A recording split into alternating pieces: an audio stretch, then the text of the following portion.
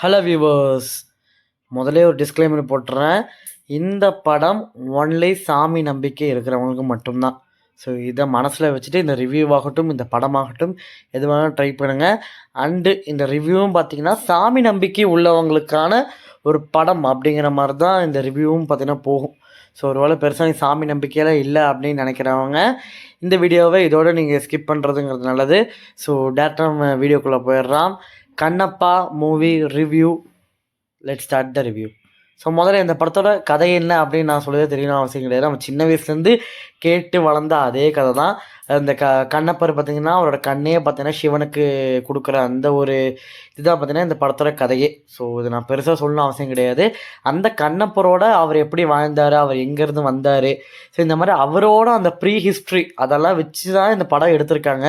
இது பார்த்திங்கன்னா முன்னாடியே உங்களுக்கு படத்துலேயே டிஸ்க்ளைமரில் போட்டுருவாங்க.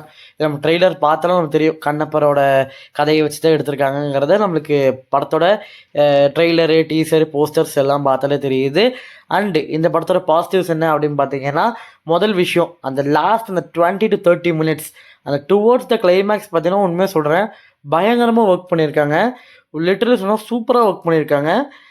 அது நீங்கள் பார்த்தீங்கன்னா உங்களுக்கு பார்த்தா தெரியும். நான் பெருசாக இங்கே எதுவுமே ஸ்பாயில் பண்ண விரும்பல. நீங்களே பார்த்தீங்கன்னா உங்களுக்கே தெரியும். அந்த லாஸ்ட் அந்த கிளைமேக்ஸ் டுவோர்ட்ஸ் த கிளைமேக்ஸே உங்களுக்கு பார்த்தீங்கன்னா பயங்கரமாக தான் போகும். டுவோர்ட்ஸ் த கிளைமேக்ஸ் மட்டும் இல்லை, செகண்ட் ஹாஃபே உங்களுக்கு பார்த்தீங்கன்னா சூப்பராக பண்ணியிருப்பாங்க. நல்லா பெட்டர் எக்ஸிக்யூஷனாக இருக்கும். ஏன்னா நிறையா படங்கள்ல நம்ம கண்டினியூஸாக பார்த்துட்டு வரோம். ஃபஸ்ட் ஹாஃப் சூப்பராக பண்ணியிருப்பாங்க, செகண்ட் ஹாஃபில் நிறையா ஃப்ளாஸ் இருக்கும். ஸோ இந்த மாதிரி இருக்கும்போது செகண்ட் ஹாஃப் பார்த்திங்கன்னா இவங்க நல்லா பண்ணதுங்கிறது ஒரு பாராட்டக்குரிய ஒரு விஷயம்தான். அடுத்து இது ஒரு டெக்னிக்கலி சவுண்ட் ஃபிலிம். நான் எல்லா ரிவ்யூஸ்லையும் சொல்கிற மாதிரி தான் பிக் பட்ஜெட் ஃபிலிம்ஸில் இது ஒரு டெக்னிக்கலி சவுண்ட் ஃபிலிம் அப்படிங்கிறதுனால இதில் பெருசாக குறைகள் நிறைகள் எதுவுமே இருக்காது உங்களுக்கு. ஸோ கரெக்டாகவே எல்லாமே கொண்டு போயிருப்பாங்க. அண்டு மியூசிக் ஆகட்டும், விஎஃப்எக்ஸ் ஆகட்டும், சினிமோட்டோகிராஃபி ஆகட்டும் எல்லாமே பார்த்தீங்கன்னா பர்ஃபெக்டாக கொண்டு போயிருக்காங்க. அண்டு பயங்கரமாக பட்ஜெட் செலவு பண்ணி எடுத்திருக்காங்க அப்படிங்கிறது ஒவ்வொரு சீன்லேயும் எனக்கு தெரிய வருது. அந்த ஒரு சினிமோட்டோகிராஃபிலே ஆகட்டும், எடிட்டிங்கில் ஆகட்டும், ஒவ்வொரு சீன்லேயும் பார்த்தீங்கன்னா ஓகேப்பா இது நல்ல பட்ஜெட் இறக்கி பண்ணியிருக்காங்கப்பா அப்படிங்கிற மாதிரி நம்மளுக்கு நல்லாவே தெரிய வருது.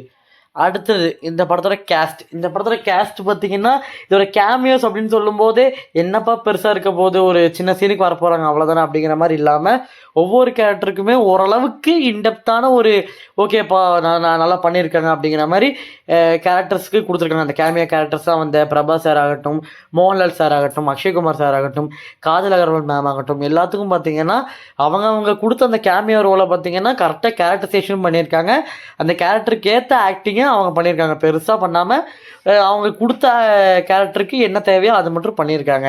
அண்ட் இந்த படத்தில் ஹீரோவான விஷ்ணு மஞ்சுவும் அவரால் முடிஞ்ச அளவுக்கு அந்த ஆக்டிங் வந்து புல் ஆஃப் பண்ணியிருக்காருன்னே சொல்லியாகணும்.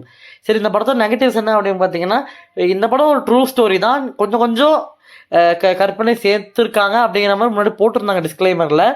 ஸோ அதனால் இந்த படத்தோட ஃபஸ்ட் ஹாஃபில் ஒருவேளை அந்த மாதிரி ஏச்சு கற்பனையாக கலந்துருந்தாங்கன்னா அது இன்னுமே கொஞ்சம் ரைட்டிங்கில் பெட்டராக பண்ணியிருக்கலாம். அது பார்க்கும்போது தெரிஞ்சு அந்த ஃபஸ்ட் ஹாஃபில் இன்னும் கொஞ்சம் ரைட்டிங்கை கொஞ்சம் மெருகுபடுத்தி எழுதியிருக்கலாமோ அப்படிங்கிற மாதிரி ஃபீல் நம்ம நிறைய இடத்துல தோணுச்சு.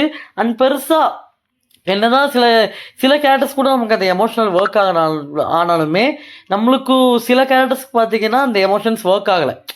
இப்போ பார்த்தீங்கன்னா அந்த ஹீரோக்கும் அந்த அப்பாவுக்குமான கேரக்டருக்கு பெருசாக நம்மளுக்கு எமோஷன்ஸ் ஒர்க் ஆகலை. இந்த மாதிரி நிறைய கேரக்டர்ஸ்க்கும் நம்மளுக்கும் பார்த்தீங்கன்னா பெருசாக எமோஷன்ஸ் ஒர்க் ஆகாம தான் இருந்துச்சு. அதனால நீங்கள் பார்த்தீங்கன்னா உங்களுக்கு அது எப்படி இருக்குன்னு தெரில. பட் எனக்கு பார்த்தீங்கன்னா நிறைய கேரக்டர்ஸ் கூட எமோஷன்ஸ் பார்த்தீங்கன்னா பெருசாக ஒர்க் ஆகலை. அண்ட் ஃபஸ்ட் ஆஃப் இன்னுமே கொஞ்சம் ட்ரிம் பண்ணியிருக்கலாம்.